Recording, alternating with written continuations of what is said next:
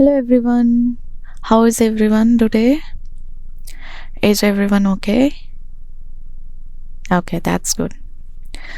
आज हम पढ़ेंगे drug distribution system in a hospital. Hospital में जो ड्रग डिस्ट्रीब्यूशन होता है वो कैसे सिस्टम से होता है या क्या सिस्टम फॉलो किया जाता है, आज हम वो पढ़ेंगे, जिसमें हमारा है dispensing of drugs to in patients. ठीक है, जो हमारी ड्रग की डिस्पेंसिंग होती है या जो पेशेंट्स हॉस्पिटल्स में एडमिट होते हैं उनको कैसे होती है या उनको कैसे दवाई या ड्रग्स मिलती हैं इन हॉस्पिटल्स। अगर देखा जाए हॉस्पिटल्स में क्या होता है, जो मेडिकेशन होती है इन पेशेंट्स के लिए वो सेंट्रल फार्मेसी से डिस्पेंस होगा या एक तरीके से जो यूनिट डोज या सैटेलाइट फार्मेसीज होते हैं वहाँ से प्रोवाइड होगा उनको। वो डिपेंड करता है, ये जो हमारी सेंट्रल फार्मेसीज हैं या सैटेलाइट यूनिट डोज फार्मेसीज हैं वो डिपेंड करेगा हॉस्पिटल के साइज़ पर कि हमारा हॉस्पिटल का साइज़ क्या है, पेशेंट की नीड्स कितनी है, रिसोर्सेज अवेलेबल है या नहीं, इंस्टीट्यूशनल पॉलिसीज़ के बेसिस पे होता है। ठीक है, उसके बेसिस पर ही सब काम शुरू होता है, चलता है। फिर जो डिस्पेंसिंग होता है, डिस्पेंसिंग में क्या क्या इन्वॉल्वमेंट होती है, प्रिपरेशन और प्रोवाइडिंग होता है मेडिकेशन को फिजिशियन के प्रिस्क्रिप्शन के बेसिस पे। प्रिस्क्रिप्शन के बाद ही सारा प्रोसेस स्टार्ट होता है। उसका एक स्टेप है, जैसे ऑर्डर रिव्यू किया जाएगा, हॉस्पिटल के जो फार्मासिस्ट हैं वो फिजिशियन का जो ऑर्डर है वो वेरीफाई करेंगे, डोजेज अप्रोप्रिएटनेस देखेंगे कि अप्रोप्रिएट है या नहीं, पोटेंशियल इंट्रैक्शन दे सकते हैं, सब कुछ, मतलब एक तरीके से वो डबल चेक कर लेते हैं सब कुछ कि सही है या नहीं। ठीक है, एलर्जीज या थेरेप्यूटिक। अगर जैसे ऑर्डर रिव्यू हमारा कंप्लीट हुआ, उसको रिव्यू कर लिया, फिर उसके बाद प्रिपरेशन और पैकेजिंग में जाएगा, मेडिकेशन प्रिपेयर की जाएंगी। फॉर एग्जांपल टैबलेट्स काउंट होगा या लिक्विड का प्रिपेयरिंग जो भी होना है या मेडिकेशन को कंपाउंड करना, जो भी रिक्वायरमेंट है, रिक्वायरमेंट के बेसिस पे सारा प्रोसेस स्टार्ट होगा। देन उसके बाद वो लेबलिंग करेंगे, मेडिकेशन पैकेज जो है उसको लेबल कर देंगे, जो भी एसेंशियल डिटेल्स लिखना है वहाँ पर, लाइक पेशेंट का नेम है या ड्रग नेम है, बेड नंबर है जहाँ पर पेशेंट एडमिट है, वहाँ के लिए वो लोग कुछ स्पेशल इंस्ट्रक्शंस लिख सकते हैं उस पर्टिकुलर लेबल पे, वो सब यहाँ होता है। फिर आता है हमारी उसके बाद लेबलिंग के बाद डिलीवरी। ठीक है, डिलीवरी की जो प्रिपेयर्ड मेडिकेशन होता है, अब वो क्या है, डिलीवर भी होना चाहिए। ठीक है, नर्सिंग स्टेशन पे डिलीवर होगा या डायरेक्टली पेशेंट के पास डिलीवर हो सकता है। ठीक है, अगर एक तरीके से या तो पेशेंट के जो केयर गिवर हैं उनको प्रिस्क्रिप्शन दिया जाए तो वो जाकर क्या करेंगे, डायरेक्टली हैंड ओवर कर देंगे फार्मासिस्ट को या फार्मेसी को, जो सेंट्रल फार्मेसी है वहाँ पर दे आएंगे।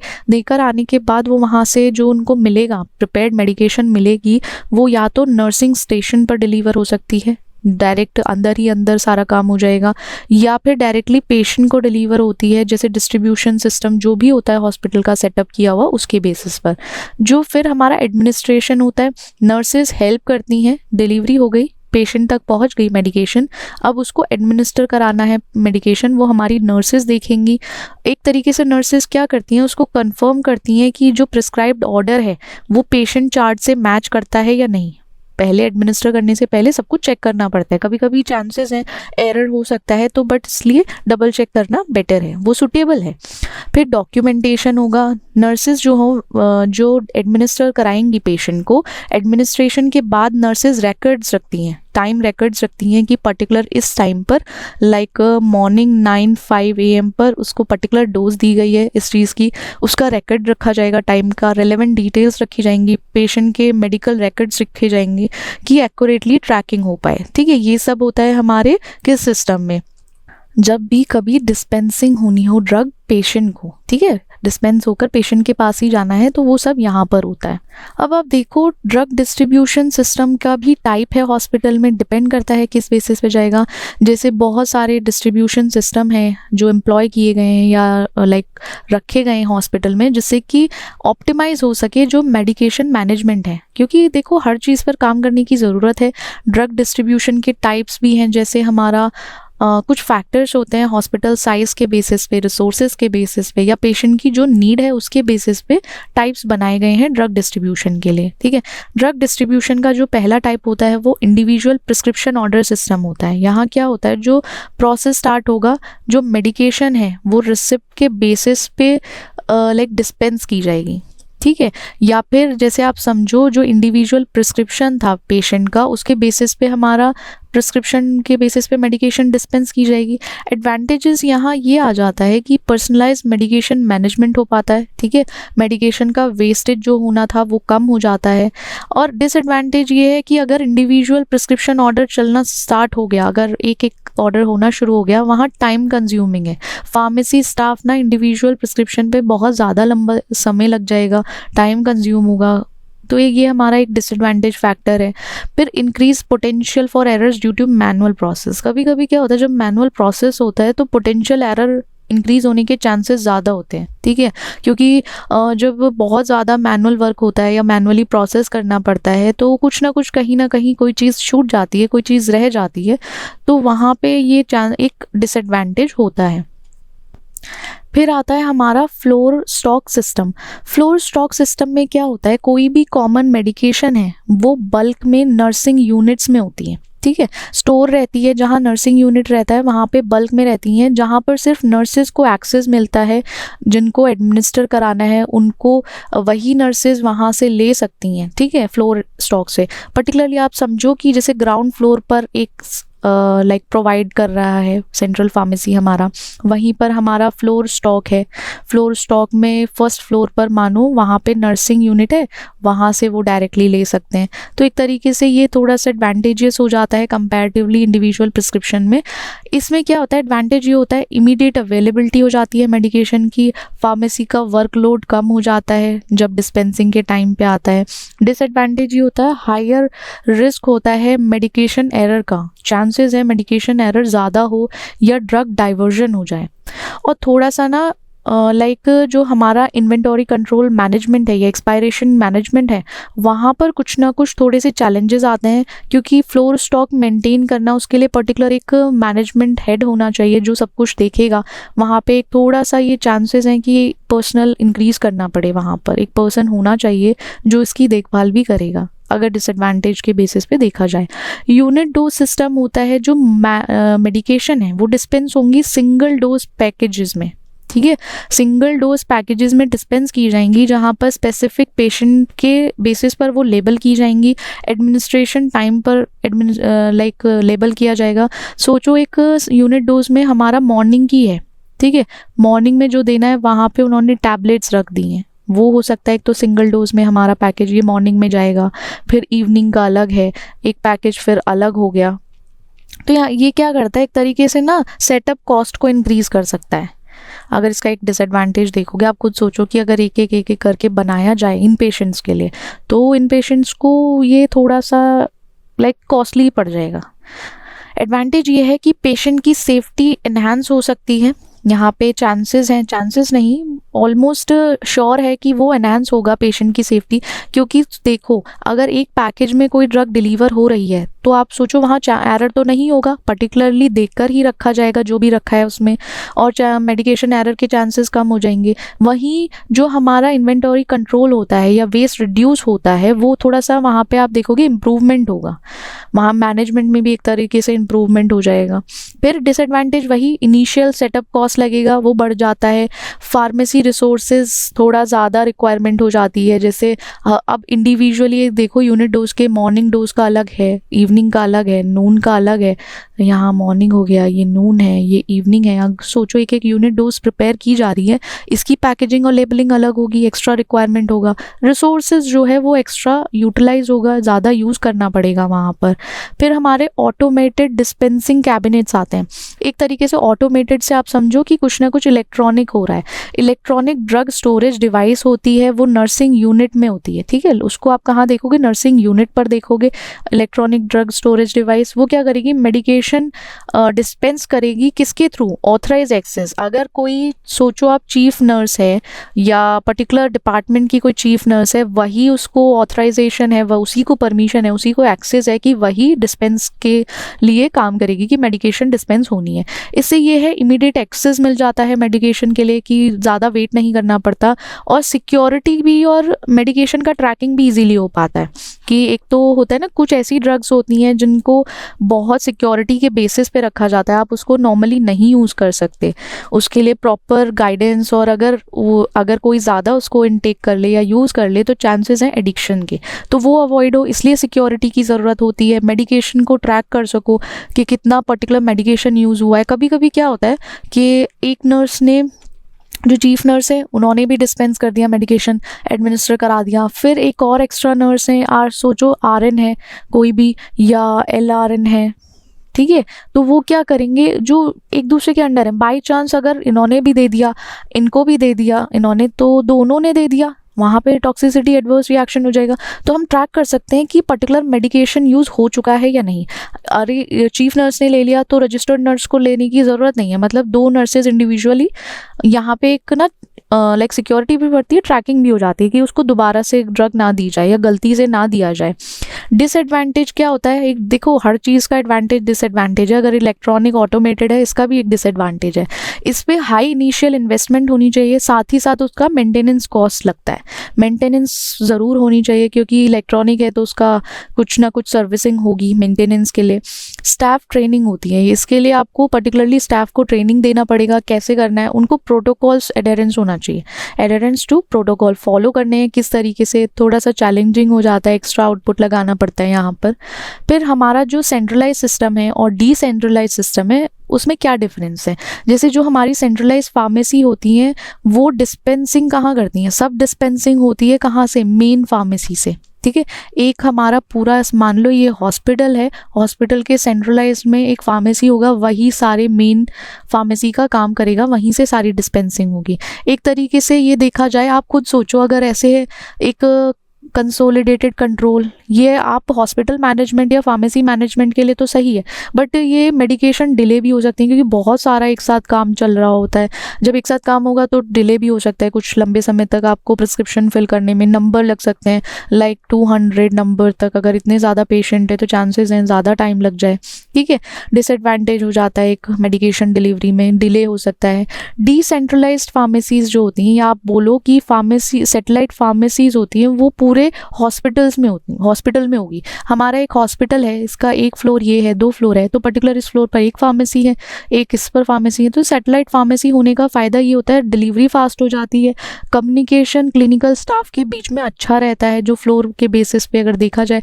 डिसएडवांटेज ये है कि आपको इस पर एक तो ऑपरेशनल कॉस्ट इंक्रीज करनी पड़ेगी और साथ ही साथ आपको स्टाफ भी बढ़ाना पड़ेगा, क्योंकि अलग अलग फ्लोर पे हो गया ना, तो आप उसके बेसिस पे स्टाफ इंक्रीज करोगे, ठीक है। ये हमारा डिसेंट्रलाइज फार्मेसी है और ये हमारा सेंट्रलाइज फार्मेसी है। समझ गए आप लोग? समझ आ रहा है ना? ये आप इसको ऐसे इमेजिन करो अपने माइंड में कि हम किसी पर्टिकुलर हॉस्पिटल में हैं और वहाँ पे सिस्टम कैसे वर्क करता है। Charging policy in hospital pharmacy. Charging policies क्या होती हैं, मतलब जो चार्ज लेते हैं या बिलिंग कराया जाता है वो कैसे, उसकी पॉलिसीज़ फॉर्म होती हैं, बनाई कैसी जाती हैं। हमारा जो हॉस्पिटल फार्मेसी है उसकी चार्जिंग जो पॉलिसी होती है, वहाँ प्रोसीजर होता है बिलिंग पेशेंट्स के लिए, और इंश्योरेंस जो मेडिकेशन का इंश्योरेंस है उसका एक प्रोसीजर होता है जिसको बनाया जाता है। अब जैसे कि फार्मेसी में कॉस्ट को रिकवर करना है, जैसे प्रोक्योर करना है, स्टोरिंग करना है, डिस्पेंस करना है मेडिकेशन को, उसका प्रॉपर एक पॉलिसी होती है। वो पॉलिसी मेक श्योर करती है कि हमारा जो फार्मेसी डिपार्टमेंट है या हॉस्पिटल फार्मेसीज़ हैं वो प्रॉपरली रन कर पाए। जैसे हॉस्पिटल फार्मेसी बिलिंग में आप देखोगे जैसे कॉस्ट डिटर्मिनेशन होता है, वहाँ पे ड्रग की एक्चुअल कॉस्ट कैलकुलेट की जाती है जिसमें परचेस प्राइस, ओवरहेड, वेस्टेज सब कुछ आता है, सब कुछ कॉस्ट डिटर्मिनेशन में आ जाएगा। मार्कअप में एक तरीके से वहाँ परसेंटेज ऐड कर देते हैं, जो ऑपरेशनल कॉस्ट है उसको ऐड कर देंगे और उसका ड्रग टाइप से एडजस्ट कर देंगे या हॉस्पिटल पॉलिसी के बेसिस पे एडजस्टमेंट होगा। फिर हमारी जो बिलिंग साइकिल आती है, बिलिंग साइकिल में आप देखोगे स्पेसिफिक बिलिंग फ्रीक्वेंसी होती है, ठीक है। बिलिंग साइकिल में आप देखोगे डेली बेसिस पे डिस्चार्ज होगा, डेली बेसिस पे मेडिकेशन जाएगी, ठीक है, ये सारा डेली बेसिस पर होता है। साथ ही हमारा जो ड्रग वेस्टेज और रिटर्न है, कुछ पॉलिसीज़ ऐसी हैं जो बिलिंग के लिए या क्रेडिटिंग के लिए कि वो बताएंगी कि कैसे वेस्टेड और रिटर्न मेडिकेशन को प्रोसेस करना है। अब देखो कुछ पेशेंट्स के लिए आप सोचो आईवी ड्रिप्स या आईवी जो गया है सॉल्यूशन, सलाइन सॉल्यूशन कुछ भी गया है, और वहाँ पर सिर्फ 30% ही यूज़ हुआ है पेशेंट के लिए, जो इन पेशेंट है उसके लिए 30%। अब जो बचा हुआ 70% गया है उसको वापस, वो वेस्ट तो नहीं होगा, वो वापस आएगा, उसका रिटर्न होगा, तो उसकी भी एक प्रॉपर पॉलिसी होती है बिलिंग की, वो अलग से किया जाएगा कि सब कुछ मिक्सअप ना हो जाए। स्पेशल ड्रग पॉलिसीज़ होती हैं जहाँ पे एक यूनिक प्राइसेस होते हैं, थोड़ा सा कॉस्टली होता है या रेयर मेडिकेशंस होती हैं, उनके लिए अलग से पॉलिसीज़ बनती हैं। वहीं इंश्योरेंस और रीएम्बर्समेंट होता है। इंश्योरेंस में क्या एक तरीके से चार्जेस होते हैं या इंश्योरेंस रीएम्बर्समेंट की गाइडलाइंस होती है। आपको जैसे फॉर एग्जांपल, आपको मैं एग्जांपल देती हूँ, हॉस्टल में स्टूडेंट्स रहते हैं तो उनका ना मेडिकल इंश्योरेंस होता है एक तरीके से, वो अगर जाएंगे तो उनको फ़ी पे करना पड़ेगा बट उसको रीएम्बर्स कर सकते हैं, क्योंकि जब उनका एडमिशन होता है पहले ही वो चार्जेस इंक्लूड हो जाते हैं, वहाँ पे वो अपना इंश्योरेंस के बेसिस पे अपने पैसे वापस ले सकते हैं। तो ये गाइडलाइंस हैं कुछ, वो पता होनी चाहिए। साथ ही साथ फिर ट्रांसपेरेंट कम्युनिकेशन होना चाहिए। ट्रांसपेरेंट कम्युनिकेशन में पेशेंट जो है उसको बिलिंग समझ आनी चाहिए, एक तरीके से वो समझ जाए कि क्या फ़ायदा वो लड़ाई करे। एक आप जो बिलिंग, आप ये सोचो कोई बिलिंग स्टाफ है, कोई भी है, वो पेशेंट से डायरेक्टली कम्युनिकेट करके उसको बता सके कि हाँ देखो इस तरीके से बिलिंग की गई है और आपके यहाँ पैसे यूज़ किए गए हैं जो आपने डिपॉजिट किए थे उसके बेसिस पे, और स्पेशली वो बेयर कर पाएँ उस कॉस्ट को। ठीक है, ट्रांसपेरेंट कम्युनिकेशन, वरना फिर वही लड़ाई झगड़े होते हैं, उससे बचने के लिए। मेडिकेशन लेबलिंग जो होती है वो हॉस्पिटल फार्मेसीज़ में कैसे होती है, एक प्रॉपर लेबलिंग को अगर देखा जाए वहाँ पे क्या होगा, जिससे क्या होगा, वो इसलिए ज़रूरी है कि मेडिकल जो हमारी मेडिकेशन सेफ्टी हो सके, और वहाँ पे जो ज़रूरी इन्फॉर्मेशंस हैं, ठीक है, वो एक तरीके से हेल्थ केयर प्रोवाइडर को कम्युनिकेट हो सके, जिससे मेडिकेशन एरर कम हो जाए। अगर देखो हेल्थ केयर प्रोवाइडर को प्रॉपरली मेडिकेशन का लेवल नहीं समझ में आया या फिर उसको like necessary information properly communicate नहीं हुई, तो चांसेस है वहाँ मेडिकेशन एरर हो सकता है। तो उसको रिड्यूस करने के लिए ना हम मेडिकेशन लेबलिंग को देखते हैं। अब देखो इफेक्टिव अगर लेबलिंग करनी है तो वहाँ पे पेशेंट इन्फॉर्मेशन होनी चाहिए। पेशेंट इन्फॉर्मेशन जैसे उसका नाम, आईडी नंबर, रूम, बेड, मतलब लोकेशन जहाँ पर वो इन पेशेंट है उसके बेसिस पे होगा। मेडिकेशन डिटेल्स में या तो देखो ड्रग नेम होगा, जेनरिक है, ब्रांड है, उसके बेसिस पे होगा। Administration instruction, expiration date, lot number, warnings and precautions, ये सारी नेसेसरी थिंग्स हैं या नेसेसरी इन्फॉर्मेशन है जो ज़रूरी होती हैं लेबल में। मेडिकेशन में strength, dosages, quantity, compound drug, ये कंपाउंडेड ड्रग जिसमें इंग्रेडिएंट अमाउंट जो भी है वो सब मेडिकेशन डिटेल में आ जाता है हमारा। साथ ही साथ एडमिनिस्ट्रेशन इंस्ट्रक्शंस होते हैं। एडमिनिस्ट्रेशन इंस्ट्रक्शन में लाइक फॉर रूट कौन सा यूज़ करना है, ओरल है, आईवी है, टाइमिंग, फ्रीक्वेंसी अलग हो जाती है। वहीं स्पेशल इंस्ट्रक्शंस होते हैं कि कितना एडमिनिस्ट्रेशन रेट होना चाहिए, ये सब ना ध्यान में रखना होता है, ये सब प्रेजेंट होता है वहीं पे जो हमारी लेबलिंग होती है। एक्सपायरेशन डेट होता है कि पर्टिकुलर वो सेफ्टी पर्पस के लिए यूज़ किया जाता है कि सेफ़ रहे। लॉट नंबर जिससे वो ट्रैकिंग और रिकॉल के लिए याद रखें कि हाँ पर्टिकुलर बैच गया था, वो रिकॉल किया जा सके इस तरीके से। वार्निंग और प्रिकॉशंस एलर्जीज़ के लिए होता है, स्टोरेज कंडीशन के बेसिस पे होता है, या कुछ हाई रिस्क मेडिकेशंस हैं, ओपियोइड्स हैं, तो वहाँ पर वार्निंग प्रिकॉशन ज़रूरी होता है। जैसे हाई रिस्क मेडिकेशन में ये क्या करता है, एक तरीके से एडिक्शन कॉज करता है, तो ये ज़रूरी है कि पता होना चाहिए। अब जैसे बारकोड है, बारकोड में क्या होता है, करेक्ट ड्रग पेशेंट होता है, वो मैचिंग होती है बारकोड से। आप याद रखो कि एक स्कैनिंग सिस्टम होता है, स्कैनिंग सिस्टम में कुछ ना कुछ बारकोड होगा, उसका स्कैन करके वहीं से पता चल जाएगा कि हमारा पेशेंट कौन सा है, ड्रग पेशेंट मैच कर सकते हैं। ठीक है, ये थोड़ा सा एडवांस हो गया, ये अभी थोड़ा लाइक यूज़ किया जाने लगा है। फिर जब से हमारा इंडिया डिजिटल हुआ है, एक तरीके से आप ऐसे समझ लीजिए। फिर सोर्स इन्फॉर्मेशन है, जो ओरिजिनल सोर्स है या लॉट नंबर है किसके लिए, कंपाउंडेड मेडिकेशन का, ये ज़रूरी होता है, ये इन्फॉर्मेशन होनी चाहिए। मतलब आप लोगों के हिसाब से नहीं हो सकता useful, but as an hospital के प्रोटोकॉल्स होते हैं जो एडिशनल डिटेल ऐड किया जाता है। ठीक है, कुछ फार्मासिस्ट के इनिशियल्स हैं वो ऐड किए जाएंगे। लेबलिंग स्टैंडर्ड जो होते हैं, लेबलिंग का भी अपना खुद का एक स्टैंडर्ड है, जैसे लेजिबिलिटी है, कि आपका फॉन्ट क्लियर होना चाहिए जिससे कि इजीली पढ़ पाए, इजी रीडिंग कर पाए उसको। ड्यूरेबिलिटी होना चाहिए कि हैंडलिंग और इन्वायरमेंटल डैमेज को सहन कर सके, रेजिस्टेंट हो। ऐसा नहीं है कि लेबलिंग थोड़ा सा कुछ भी इन्वायरमेंटल चेंज में पहुंचा फॉरेन टेम्परेचर के टाइम पे, पता चला वो जो लेबलिंग था वो ख़राब हो गया या फिर उसकी फॉन्ट ही ख़राब हो गई। कंप्लायंस के बेसिस पे अगर देखो वो FDA और जॉइंट कमीशन स्टैंडर्ड की गाइडलाइंस को मैच करना चाहिए। ऐसा नहीं है कि आप लेबलिंग अपने हिसाब से कर दोगे, लेबलिंग मैचिंग होना चाहिए। गाइडलाइंस में लिखा होता है कि प्रॉपरली लेबल्ड इस तरीके से होता है। इम्पॉर्टेंस क्या है, अगर लेबल नहीं किया जाए तो कुछ जाएगा थोड़ी, बताओ। अगर किसी ड्रग पे कुछ लेबल नहीं किया जाए, आपको क्या लगता है किसी का नुकसान होने वाला है या कुछ ऐसी परेशानी होगी या होगी? पता कैसे चलेगा आपको किस पेशेंट की कौन सी मेडिकेशन है, कहाँ जानी है, कैसे नहीं जानी? वो सब होता है। एक तो पेशेंट की सेफ्टी के लिए एरर ना हो, रेगुलेटरी कंप्लायंस जो लीगल स्टैंडर्ड हैं वो फॉलो हो, एफिशिएंसी सही से एक्यूरेसी आ पाए, फाइनेंशियल जैसे बिलिंग हो या इन्वेंट्री मैनेजमेंट हो। इन्वेंटरी मैनेजमेंट के टाइम पर भी बहुत ज़रूरी होता है। आपको पता ही नहीं, इतना बैच 20 का बैच था, वो पूरा चला गया तो मैनेजमेंट में थोड़ा क्या होगा, डिसएडवांटेज हो जाएगा। तो ये ज़रूरी है कि वो मैनेज किया जाए बिलिंग के थ्रू, ठीक है। एक तरीके से हम देखा जाए हमारी जो हाई क्वालिटी केयर है या सेफ्टी है वो मेंटेन रहे इन ऑपरेशंस के through.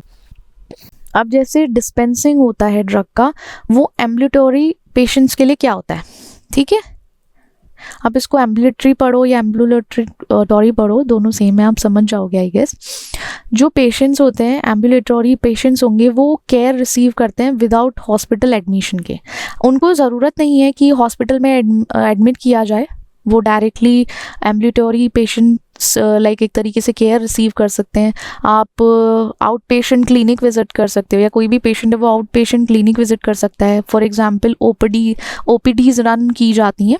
OPTs run morning 10 to 4 होता है, सब हॉस्पिटल्स का टाइमिंग डिफरेंट हो सकता है। या फार्मेसीज़ के बेसिस पे वहाँ जा सकते हो आप OTC ड्रग्स के लिए, या फिर कंसल्ट कर सकते हो। अब इसका प्रोसेस क्या होता है, पहले प्रिस्क्रिप्शन की रिसीट होती है, वो क्या करते हैं वहाँ पे वेरिफिकेशन होता है कि प्रिस्क्रिप्शन वैलिड है, अप्रोप्रिएट है या नहीं। फिर वो स्क्रीनिंग करते हैं। वेरिफिकेशन के बाद हमारा प्रिस्क्रिप्शन की रिसीट का पहले वेरिफिकेशन होगा, ठीक है। वेरिफिकेशन के बाद स्क्रीनिंग प्रोसेस के थ्रू जाएगा कि सब जो लिखा है वहाँ सही है या नहीं। पहले तो वेरिफिकेशन में ये देखते हैं कि हमारा जो ऑथेंटिक है, लीगल है या नहीं जो प्रिस्क्रिप्शन। स्क्रीनिंग में हम ड्रग्स देखते हैं, एलर्जीज, कॉन्ट्रा इंडिकेशन देखेंगे। फिर मेडिकेशन प्रिपरेशन में जो सिलेक्शन होगा, जो करेक्ट मेडिकेशन है उसका डोजेज फॉर्म चूज़ किया जाएगा। कंपाउंडिंग इफ़ नेसेसरी, वैसे कमर्शियली अवेलेबल होता है, जैसे कुछ मेडिकेशन है उनको प्रिपेयर करना पड़ता है जो कमर्शियली नहीं अवेलेबल होती हैं, बट ऑलमोस्ट होती हैं सब अवेलेबल, देखोगे। फिर लेबलिंग की जाती है। लेबलिंग करने के बाद जो नेसेसरी डिटेल्स हैं वो वहाँ इनकॉर्पोरेट किया जाता है या लिखा जाता है वहाँ पे लेबलिंग में। फिर पेशेंट की काउंसलिंग होती है। डिस्पेंस करने से पहले पेशेंट को सारा बताया जाता है, इस तरीके से आपको इसको एडमिनिस्टर करना है, मतलब लेना है, ऐसे ऐसे डोजेज है, कितनी बार लेना है आपको, क्या इसके साथ नहीं लेना है, मतलब कॉन्ट्राइंडिकेशन के लिए या ड्रग इंट्रैक्शन के लिए। फिर उसके बाद डॉक्यूमेंटेशन होता है। डॉक्यूमेंटेशन में प्रिस्क्रिप्शन जो रिसीट है उसका एक कॉपी किया जाएगा, कॉपी रखा जाएगा, पेशेंट का डिटेल्स। एक तरीके से डॉक्यूमेंटेशन में रिकॉर्ड्स कीपिंग होता है, रिकॉर्ड्स रखे जाते हैं पेशेंट के कि आगे जाकर वो थोड़ा सा यूज़फुल हो पेशेंट प्रोफाइल के लिए। आप देखोगे कंसिडरेशन में क्या होता है, हमारी privacy, accessibility and follow up. Privacy में हमारा कॉन्फिडेंशियल जब काउंसलिंग होती है, एक तरीके से प्राइवेट पेशेंट प्रिवेसी मेंटेन होनी चाहिए। जो हमने देखा था कौन सा एक लॉ होता है, HIPAA होता है, उसको फॉलो करना चाहिए। काउंसलिंग में आप कॉन्फिडेंशियल रखें, ऐसा नहीं है उसकी बातें जाके अपने घर पे बता दो। कोई पेशेंट आया तो उसकी बातें नहीं बतानी होती, फॉर इन केस आप बताना मत, कभी केस हो जाते हैं इस पर। तो फिर एक्सेसिबिलिटीज़ का होता है जो एक तरीके से सर्विस अकोमोडेट करते हैं जिनको डिसेबिलिटीज़ हैं, डिसेबिलिटीज़ जिन पेशेंट्स को होती है वहाँ पे एक तरीके से सर्विसेज प्रोवाइड करता है। देखो डिसेबिलिटीज़ के बेसिस पे आप ऐसे समझ सकते हो, जो डिसेबल्ड पेशेंट्स हैं वो नहीं जा सकते तो उनके लिए एक्सेस मिल जाता है, वो इजीली वहाँ से सर्विस ले सकते हैं। हमारी एम्बुलेटरी एक तरीके से जो हमारी ड्रग डिस्पेंस हो रही है उसके बेसिस पे।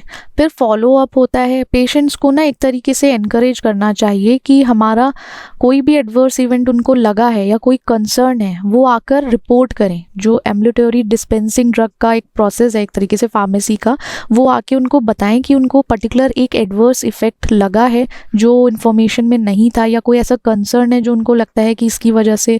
कभी कभी क्या होता है, कुछ एडमिनिस्टर करने के बाद आपको लगता है कि यार शायद इसकी वजह से हो रहा है ये प्रॉब्लम, तो वो उसको फॉलो अप में बता देना चाहिए। पेशेंट को एक तरीके से एनकरेज करना चाहिए कि वो आकर बताएं आपको।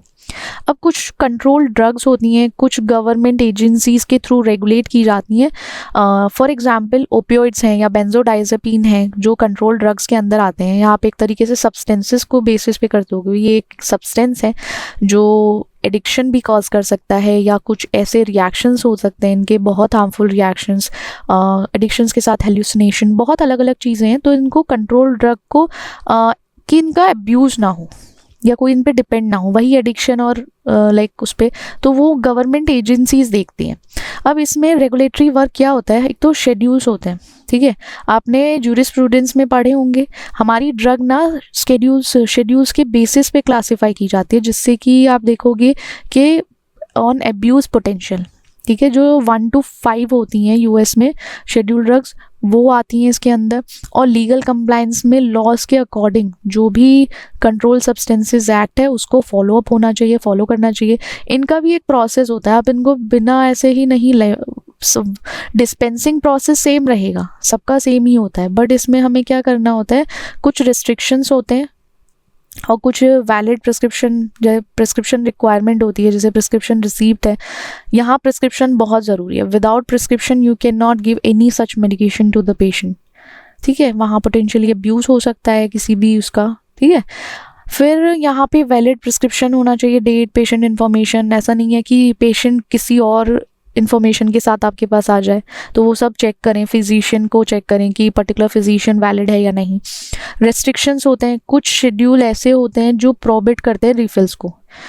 आप उनको ना, जैसे इन केस फॉर एग्जांपल आप ले लो 7 days का प्रिस्क्रिप्शन है, ठीक है, उसने 7 days की मेडिकेशन आपको दे दी, बट आपने उसको 3 days में प्रॉपरली क्या किसी पेशेंट ने यूज़ कर लिया है, तो आप इसको रिफ़िल करके 3 days के लिए और नहीं दे सकते हो, या आप इसको 7 days के बाद 8th या 10th डे पर इसको दोबारा रिफ़िल नहीं करोगे, क्योंकि चांसेस हैं एडिक्शन के। इसके लिए आपको नया प्रिस्क्रिप्शन लेना पड़ेगा सब्सटेंस के लिए। हर डिस्पेंस, जब भी कभी डिस्पेंसिंग होगी कंट्रोल सब्सटेंस की, वहाँ नया प्रिस्क्रिप्शन चाहिए, सेम प्रिस्क्रिप्शन वर्क नहीं करेगा।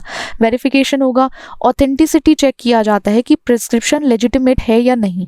फिर पेशेंट इवैल्यूएशन किया जाता है कि साइंस ऑफ मिसयूज़ या डाइवर्जन तो नहीं है, कहीं वो आपको धोखा तो नहीं दे रहा है, या कुछ ऐसा झूठ प्रिस्क्रिप्शन क्या पता फेक ले आया हो, तो वो सब वेरिफिकेशन में आ जाता है। सिक्योर स्टोरेज, ये एक्स्ट्रा एक तरीके से डिस्पेंसिंग प्रोसेस में आपको ध्यान देना है, ठीक है।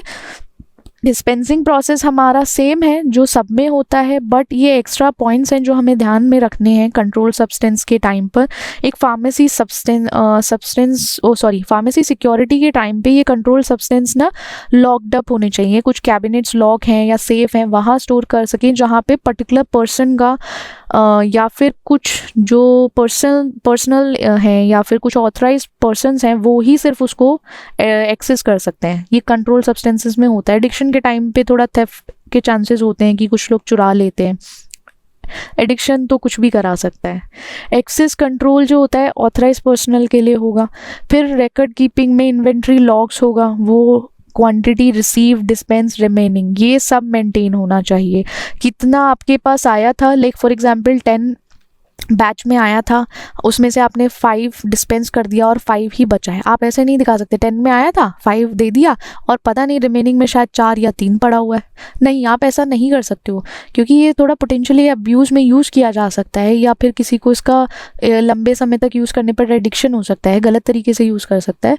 तो सेफ्टी के लिए एक तरीके से रिकॉर्ड कीपिंग होता है। डिस्पेंसिंग रिकॉर्ड्स रखे जाते हैं, जिन पर्टिकुलर पेशेंट और जिस प्रिस्क्राइबर ने लिखा है उसका सारी इंफॉर्मेशन रखी जाती है। ठीक है, डिस्पेंसिंग रिकॉर्ड्स रखे जाते हैं, कब लाइक पेशेंट की क्या इन्फॉर्मेशन है, प्रिस्क्राइबर क्या है, तो सब कुछ रखा जाता है। फिर रिपोर्टिंग ऑब्लिगेशंस होते हैं। रेगुलेटरी रिपोर्टिंग में क्या होता है कि जो रिपोर्ट्स हैं वो एजेंसीज़ को सबमिट की जाती हैं, जैसे DEA हो गया।